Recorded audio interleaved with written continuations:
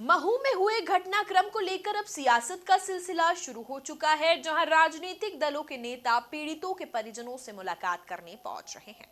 उधर बीजेपी के फीडबैक विभाग के सह संयोजक डॉक्टर निशांत खरे ने भी इस पूरे घटनाक्रम पर अपनी बात रखते हुए आदिवासी युवाओं को भड़काने वालों पर निशाना साधा है। देखिए ये रिपोर्ट।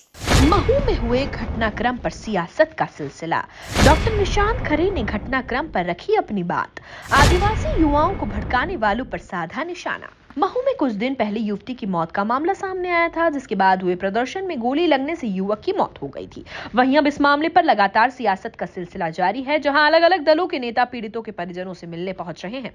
इस बीच बीजेपी के फीडबैक विभाग के सह संयोजक डॉक्टर निशांत खरे ने भी इस पूरी घटनाक्रम पर अपनी बात रखी है।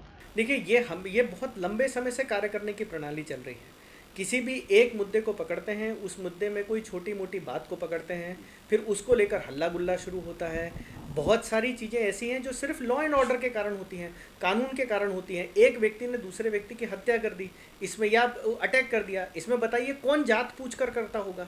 इस चीज़ को भी जातिगत रंग देना और बस जातिगत रंग से बार बार आदिवासी समाज के भोले भाले लड़कों को बहकाकर बरगलाकर अपनी राजनीतिक रोटियां सेकना, ये लंबे समय से कृत्य चल रहा है और पूरे समाज ने इसका खड़े होकर विरोध करना चाहिए। नहीं तो ऐसे ही हमारे बच्चे जो हैं वो लगातार परेशान होते रहेंगे। सोशल मीडिया पर वायरल हो रही आरोपी युवक और मृतक युवती के फोटो को लेकर डॉक्टर निशांत खरे ने क्या कुछ कहा, जरा आप खुद ही सुनिए। देखिए, अभी कुछ फोटोज तो आ रही हैं और जो ऐसा बता भी रही हैं कि शायद जिसकी मृत्यु हुई वो और जिसके ऊपर अभी हत्या का आरोप है वो लंबे समय से साथ में रह रहे हैं। आगे आसपास के प्रत्यक्षदर्शियों का भी यही कहना है, परंतु पुलिस इसका जांच कर रही है और जो ठीक तथ्य है उस तक हमारा प्रशासन, हमारी पुलिस, हमको विश्वास रखना चाहिए। भारत में कानून का राज है, वो उन ठीक तथ्यों तक पहुंचेगा और ये जानकारी सबके सामने आएगी। लेकिन फिर वही प्रश्न है कि उसको सामूहिक बलात्कार का भी रंग दे दिया, हत्या हुई कि नहीं हुई ये तो अब कुछ समय में परीक्षण में पता चलेगा और उसके बाद ही तय होगा। वर्तमान में जो पीएम रिपोर्ट है वो ये कहती है कि बिजली के करंट से होने वाले कार्डियो रेस्पिरेटरी फेलियर, मतलब हार्ट फेल और लंग फेल होने के कारण मृत्यु हुई। ये पीएम रिपोर्ट में आज की निकल के आया है। इसी के साथ डॉक्टर निशांत खरे ने आदिवासी युवाओं को भड़काने वालों पर निशाना साधा है। देखिए, ये भी सिर्फ और सिर्फ राजनीतिक रंग देने की चीज़ों की कोशिश है। किसी भी जान की कोई कीमत नहीं हो सकती। 1 लाख भी कम है, 10 लाख भी कम है, 10 करोड़ भी कम है, 100 करोड़ भी कम है। जान का कोई मूल्य नहीं हो सकता।